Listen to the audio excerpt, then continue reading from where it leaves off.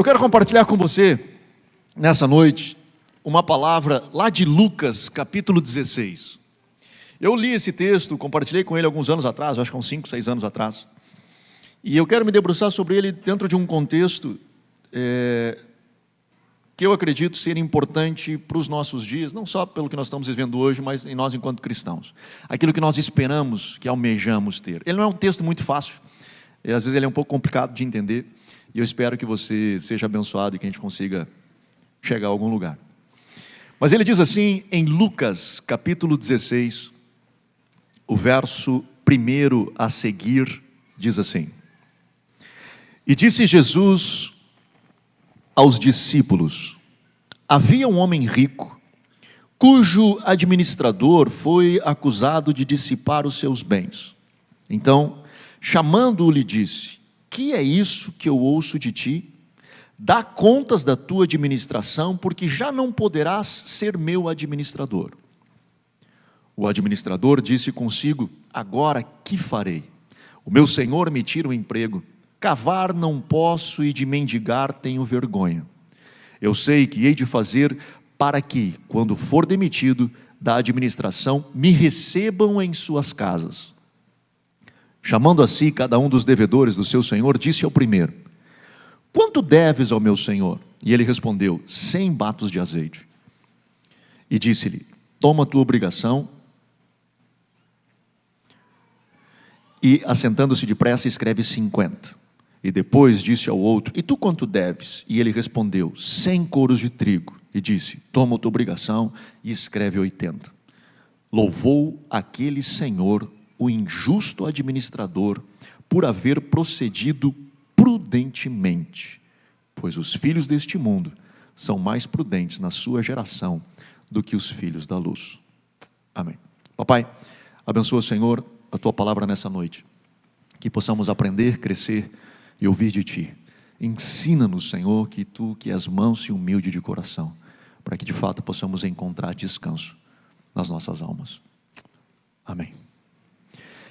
Eu comentei que esse é um texto às vezes um pouco complicado de entender, porque quando Jesus começa a contar uma parábola, ele conta uma história para nos ensinar uma lição, ele começa a história assim: havia um dono de um negócio, e tinha um gerente desse negócio, que era um administrador, e ele o chama de injusto administrador, já na largada.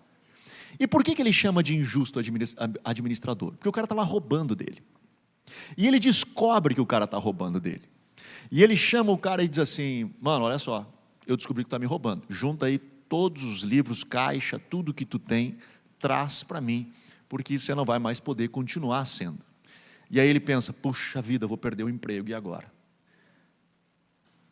Não tenho forças para cavar, mendigar tenho vergonha, eu vou precisar achar algumas pessoas que me acolham na minha dificuldade, que eu tenha, quando eu tiver necessidades, que essas pessoas me acolham nas suas casas. O que ele fez? Teve uma ideia, chamou os caras que deviam para esse senhor. Quanto deve? Eu devo 100 azeites. Escreve 50. Vamos pegar a nota aqui, escreve 50. E aí o cara ficou: rapaz, ganhei 50% de desconto. Top, top, top. Esse cara é muito gente boa, esse administrador. Na cabeça do cara, obviamente que devia. Aí ele chamou: quanto deve? Eu devo 100 de trigo. Escreve 80. Top. E aí, o que a gente imagina que o dono do negócio iria dizer? Tu tá de sacanagem. Tu tá de palhaçada. Como é que você faz um negócio desse com o meu dinheiro?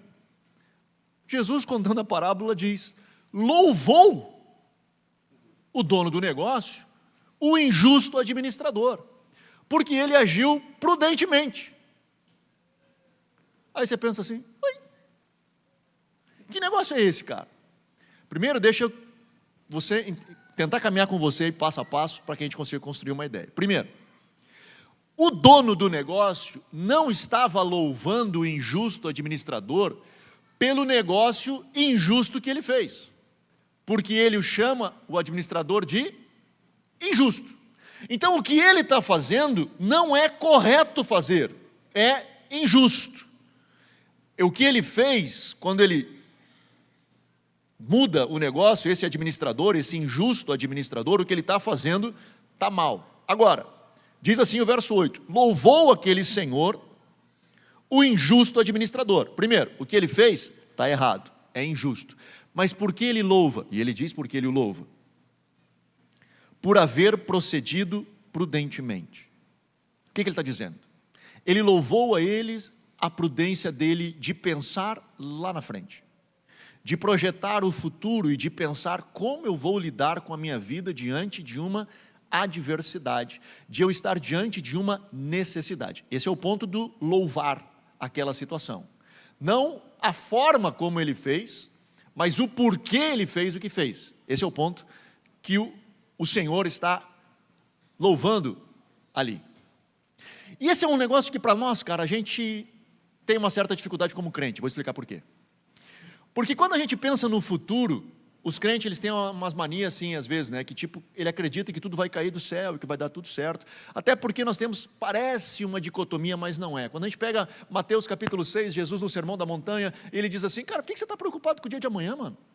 Que estresse é esse que está? Olha o lírio do campo, olha as aves do céu, o Senhor cuida de todas. Não tem por que tu estar angustiado e preocupado desse jeito que tu está. Eu cuido de ti, se eu cuido deles, quanto mais eu vou cuidar de ti. Então, para de ficar ansioso com o dia de amanhã. Ao mesmo tempo, em Lucas 14, ele diz: ninguém sai para uma guerra sem antes saber que com esse exército ele vai conseguir vencer. Ninguém vai construir uma torre sem saber se ele vai ter grana para terminar este negócio. E parece que são dois textos que se contradizem, mas não. O que ele está dizendo é o seguinte: seja prudente no teu futuro, planeje o teu futuro, pense o teu futuro, mas confie no Senhor o teu hoje. Confie no Senhor, que o Senhor vai estar suprindo, não perca o sono por isso. Planeje, que é o seu trabalho. Agora, aquilo que você não pode fazer, confie que o Senhor o fará. Confie que o Senhor vai estender a mão sobre a sua vida e Ele vai cuidar de você. E é disso que Jesus começa a nos ensinar. Ele começa a construir nessa parábola este ensino e ele diz o seguinte, logo depois no próximo verso, ele diz assim, no verso 9: e eu vos digo, granjeai amigos com as riquezas da injustiça, para que quando estas vos faltarem, vocês recebam eles nos tabernáculos eternos. Presta atenção. Eu falei que esse é um texto mais complicado, eu vou caminhar devagarito, tentar ser pedagógico. Mas ele diz assim: faça amigos com as riquezas de origem iníqua, para que quando elas vos faltarem, vocês encontrem lugar, morada, nos tabernáculos eternos. Lembra da parábola? Ele pegou de forma injusta para encontrar casa quando ele tivesse necessidade. Essa é a parábola. Jesus resume nesse verso isso. Ele diz: dos dinheiros de origem iníqua, façam amigos, para que estes amigos te recebam nos tabernáculos eternos. Primeiro, o que é riquezas de origem iníqua? Mano, esse dinheiro que você tem no bolso, ou que não tem mais, né? Porque hoje em dia a gente nem tem mais moeda, né? Mais é tudo digital, então não faz tempo que a gente não vê nota, né? Não é só também pelo digital, porque às vezes também a gente não vê mesmo, mas essa coisa que a gente tem, cara, ele faz parte de um sistema corrupto. E ele não é um sistema corrupto de agora, ele é na época de Jesus já. Ele diz, cara, esse dinheiro é de origem iníqua, e ele tem seguido pelos séculos dos séculos, sendo algo muito podre, de muita injustiça. Nós vemos hoje uma estrutura de desigualdade social absurda. Nós vemos hoje tanta coisa que nós olhamos, cara, isso é injusto do que nós estamos vendo e vivendo. E não estou entrando aqui no mérito da questão de o que é melhor, modelo econômico, não é isso que eu estou discutindo, e nem é o foco. Mas, independente de qual seja o modelo econômico investido, ao longo de todos os séculos, nós vimos injustiças. Nós vimos pessoas tendo dificuldades, vimos abundância em alguns, falta de outros. E não só disso, cara, a corrupção, o orgulho do homem, a necessidade de para si, de tudo meu, tudo meu, tudo meu, isso é da raça pecaminosa do homem. Isso está inerente ao ser humano enquanto caído da parte de Deus. Então, cara, nós vivemos num sistema que ele é corrupto na sua essência. E por isso Jesus diz, cara, é injusto. E aí ele diz, bom, com esse dinheiro, essa coisa corrupta que a gente tem aqui, essa coisa que nós vivemos aqui neste mundo corrupto, use isso para fazer amigos. E aonde a gente faz amigos? Nos tabernáculos eternos. Aonde ficam os tabernáculos eternos? É no céu. Os tabernáculos eternos ficam no céu. Então peraí. Jesus está dizendo o seguinte, que aqui nós vivemos numa estrutura de injusta, que é um modelo injusto, de riqueza injusto. Como é que eu faço com esse dinheiro amigos no céu? E que amigos são esses no céu? Tem algumas pessoas, para tentar explicar esse texto, diz o seguinte, cara, é o seguinte, tu tem que ajudar pessoas aqui na terra, ajuda elas, e se elas morrerem primeiro, elas vão estar no céu. Aí quando tu morrer e chegar no céu, teus amigos vão estar no céu, e aí eles vão te receber no céu. Não, mano, eu não quero esses caras, entendeu? Eu não quero. Não é disso. O que o texto está dizendo? Qual que é o contexto disso? Eu vou dar um spoiler para você, porque nós estamos no verso 9, eu acho, né? É 9. No verso 13, Jesus ele dá o contexto da parábola, que ele diz assim, ninguém pode servir a dois senhores. Ou você serve a Deus, ou a Mamon. Ou você serve a Deus, ou as riquezas. Então o contexto da parábola, nós estamos falando de dois deuses. Esse é o contexto. E olha que interessante, Deus não diz assim, tu não pode servir a Deus ou ao diabo. Ele diz assim, não, ou tu vai servir a Deus ou ao diabo, como se fossem os dois deuses. Ele diz, não, cara, o diabo não é o teu Deus, sabe qual é o teu Deus? É o dinheiro, é o mamon, é disso que você está agarrado, é disso que você está preso. E essa frase não é minha, ela é já de domínio público, mas que a gente diz, né, que o dinheiro, ele é um excelente servo, mas um péssimo senhor. Quando ele se assenhoria de nós, e nós passamos a viver ao redor dele, ele é o nosso Deus. Jesus diz, cara, tu não consegue servir a dois deuses, ou tu serve a um e aborrece ao outro, ou tu serve ao outro e aborrece ao um. É disso. Então, cara, essa parábola, ela está falando disso. Então, que amigo é esse no céu que a gente vai ter? Cara, é Deus. Esse amigo no céu que vai me receber nas regiões celestiais é Deus. Então olha que coisa. Não, presta atenção. Quando nós compreendemos que com algo de riqueza de origem iníqua eu consigo fazer amizade com Deus no céu, e quando eu tiver alguma necessidade, Ele me receberá na sua casa, nas regiões celestiais, para vir sobre a minha vida, é disso que Jesus está nos ensinando. Eu não sei se vocês acompanham um pouco, mas tem uma igreja nos Estados Unidos, eu curto pra caramba, hoje estão bastante polêmicos, a galera está caindo de pau em cima deles por algumas coisas teológicas, mas que é a Bethel, em Redding, na Califórnia. E é uma cidade pequena, tamanho de Campo Bom, Sapiranga, é uma cidade pequena. Só que a igreja começou a tomar uma proporção, não só de ficar influente na cidade, mas tomou uma proporção no mundo, o mundo inteiro conhece hoje a Bethel. Mas com essa influência, eles foram tomando, e fala de avivamento nessa cidade, eles começaram a influenciar a sociedade. E o Bill Johnson, um tempão atrás, que é o pastor presidente da igreja, ele fez um DVD, enfim, um vídeo, sobre as chaves, a chave, na verdade, do avivamento, de o porquê tudo aquilo estava acontecendo na igreja deles. Eu comprei, né? Eu comprei, eu quero saber. Eu quero saber o que está acontecendo, como é que esses caras conseguiram viver isso, e de Deus vir muitos sinais, muitas curas, muitos milagres, muita coisa acontecendo na igreja, e multidões, cara, indo para lá, um negócio muito doido, a cidade ficando impactada. O DVD dele inteiro, ele fala sobre um negócio chamado generosidade. Ele diz, a nossa comunidade entendeu o que é ser generosa.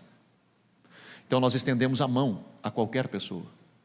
Nós começamos a construir uma cultura de generosidade, porque a generosidade, ela bate de frente com o mamon, ela quebra mamon de frente. Ao invés de eu ficar só para mim, eu estendo a mão para o outro. E aí ele diz, cara, a prefeitura precisava construir um centro de eventos, aí a gente diz, pode deixar que a gente constrói. E construiu para a prefeitura. A igreja construiu para a cidade, e está aqui, é de vocês. Ele conta um testemunho de que um membro da igreja dele foi no drive-thru, foi comprar alguma coisa no drive-thru, passou e chegou no drive-thru e disse: cara, eu quero comprar e tal, mas eu também quero deixar pago para o carro de trás. E aí ele, pagou para o carro de trás e foi embora. Quando o cara encostou o carro, foi pagar, ele disse: não, moço, o cara que estava na frente pagou, mas quem que era? Sei lá, mas ele pagou para você. Pagou? Pô, então foi o seguinte, paga por de trás. E veio o carro de trás. Ele, então, pagou. Pagou. Quem quer? Não sei. Quem quer? Então foi o seguinte, paga por de trás. 12 horas ficou no drive-thru, pessoas pagando por de trás. Porque nós começamos a construir uma cultura de generosidade. Seja quem for, seja o lugar que for, quem quiser. Nós começamos a construir uma cultura de estender a mão para o outro. E eu não estou me referindo aqui necessariamente da oferta na igreja, não é disso que eu estou falando. Ainda que nós temos a oferta na igreja, mas não é disso que eu estou falando. Eu estou falando de nós estendermos a mão em favor do outro. De sermos generosos aonde estivermos, no ambiente que estivermos, com quem nós estivermos. Eu tenho o privilégio de ter contato com algumas pessoas, já contei aqui algumas delas que eu admiro pra caramba, uma delas é o Danduque, e numa dessas conversas que eu tive, algumas viagens que a gente fez, como tradutor, a gente sentou para conversar, ele disse: Anderson, sabe o quê? Eu tenho algumas práticas na minha vida que eu faço todos os dias, e uma delas é ofertar todos os dias. E quando ele diz ofertar, é ofertar alguma coisa, não necessariamente é dinheiro, é um livro para alguém, é alguma coisa que eu faço, eu tenho no meu coração, eu preciso dar algo para alguém, para alguma pessoa, todos os dias. Alguma coisa eu preciso dizer: cara, toma, é teu.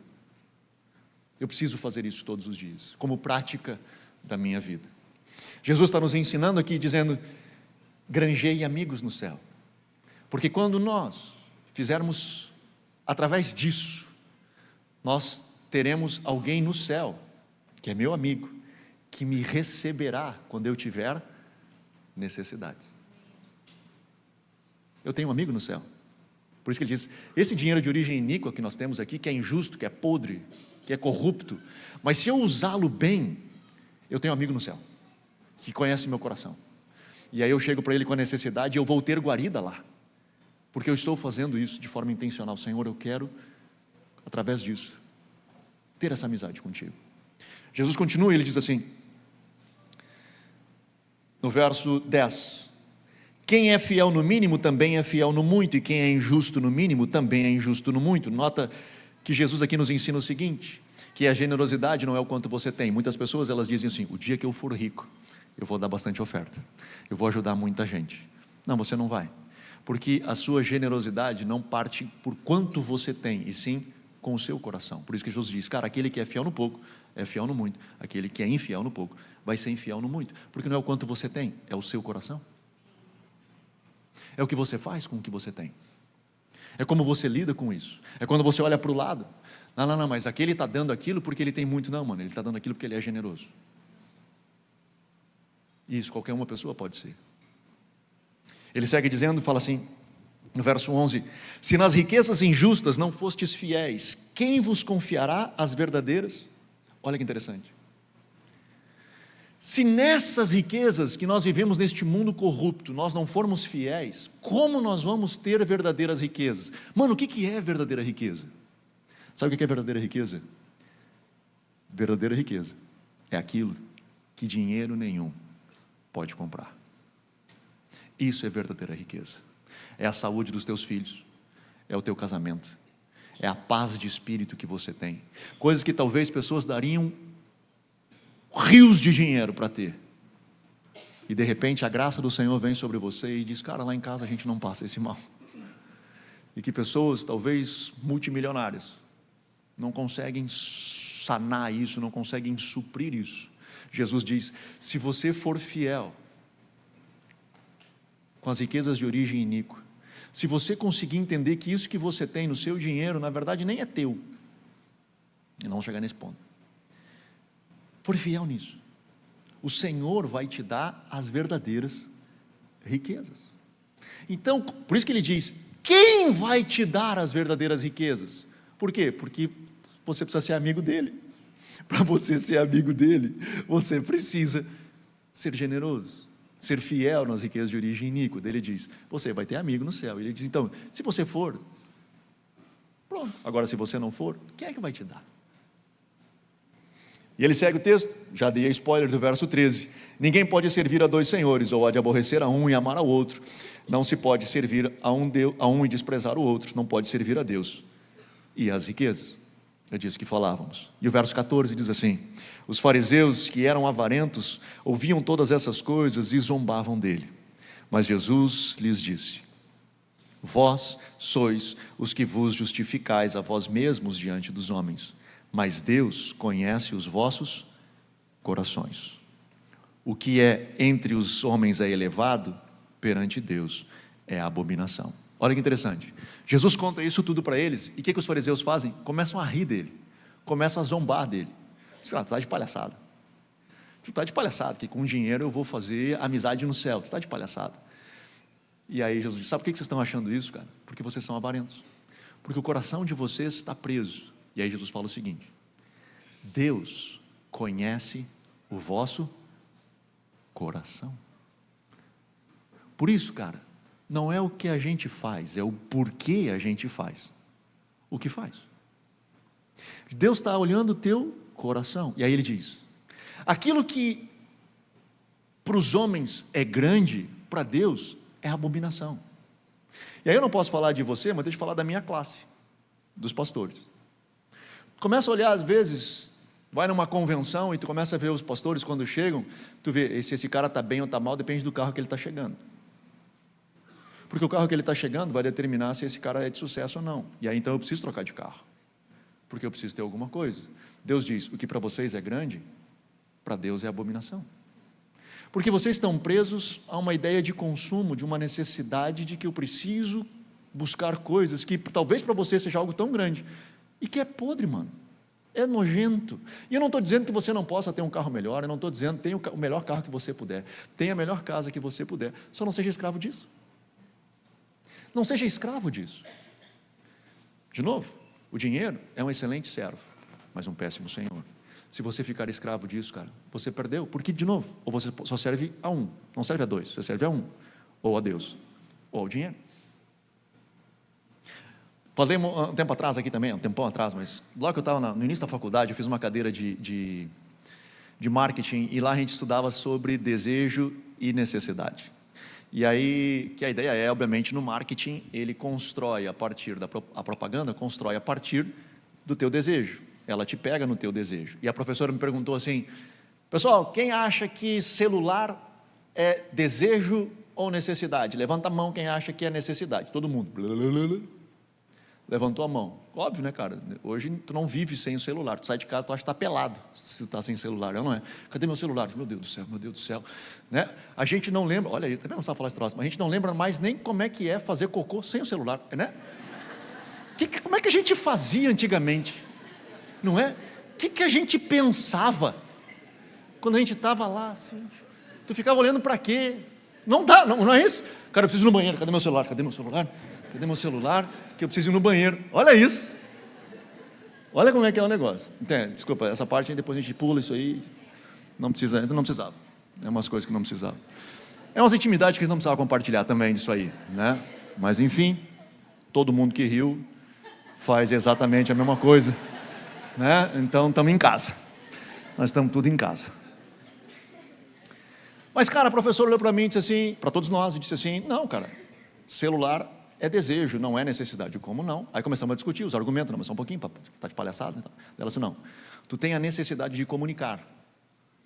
Celular é um desejo. Você pode comunicar com sinal de fumaça, é verdade, é mais difícil, mas pode. Então ela começou a construir uma ideia de que, cara, tem coisas que são desejos nossos, que a gente constrói como eu viverei sem esse negócio. E olha que ridículo. A gente fica assim, a gente sempre pega, né, o exemplo do iPhone, mas, cara, eu tenho um iPhone 10, como é que eu vou viver sem, eu quero um iPhone 15. O cara não sabe usar tudo que o 10 dá para ele não sabe, mas lançar o 15, eu preciso ter o 15. Não, você não precisa ter nada, você precisa ter um celular que se comunique, ponto. Mas a gente começa a entrar num negócio, aí por isso que Jesus diz, o que para os homens é grande, para Deus é abominação, cara, é tosco.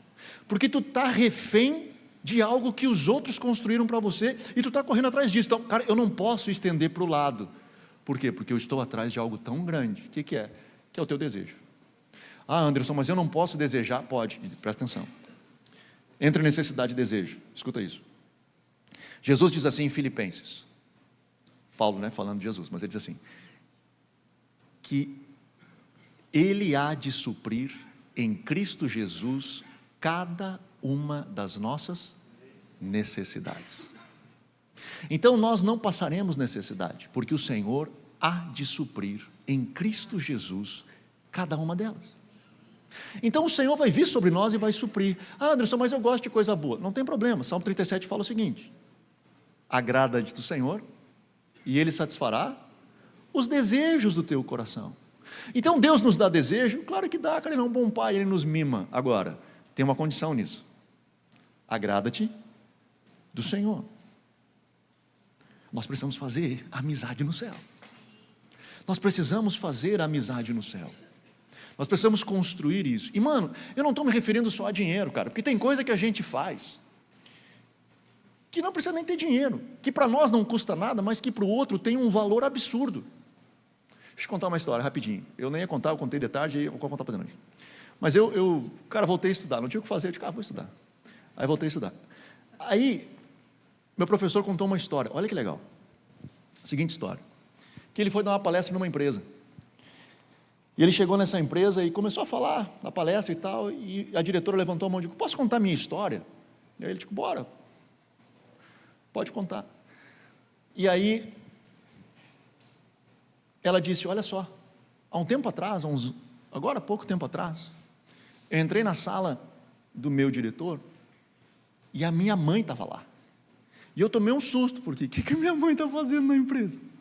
Cara, aconteceu alguma coisa, morreu alguém, alguma coisa assim. Ela começou a ficar apavorada, aí acalmaram ela até, né? Acalmaram ela e tal, se acalmou. Beleza, minha mãe não está, está aí.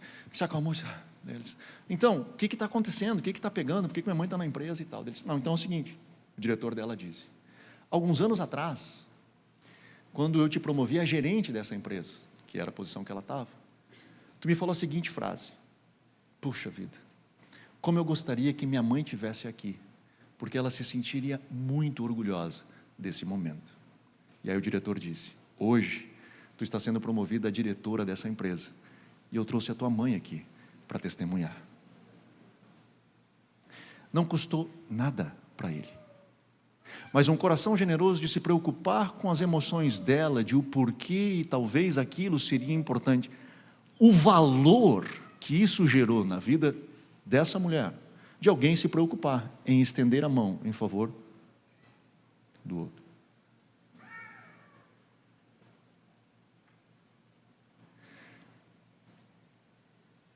Eu tenho como título dessa ministração, Sementes de Avivamento.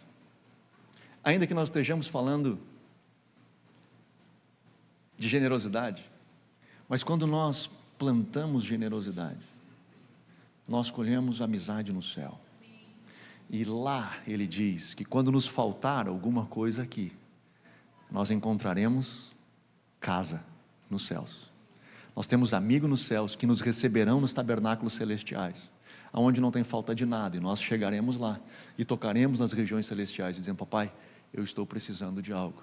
E aí o Senhor diz, e Ele há de suprir em Cristo Jesus cada uma das nossas necessidades. Amém?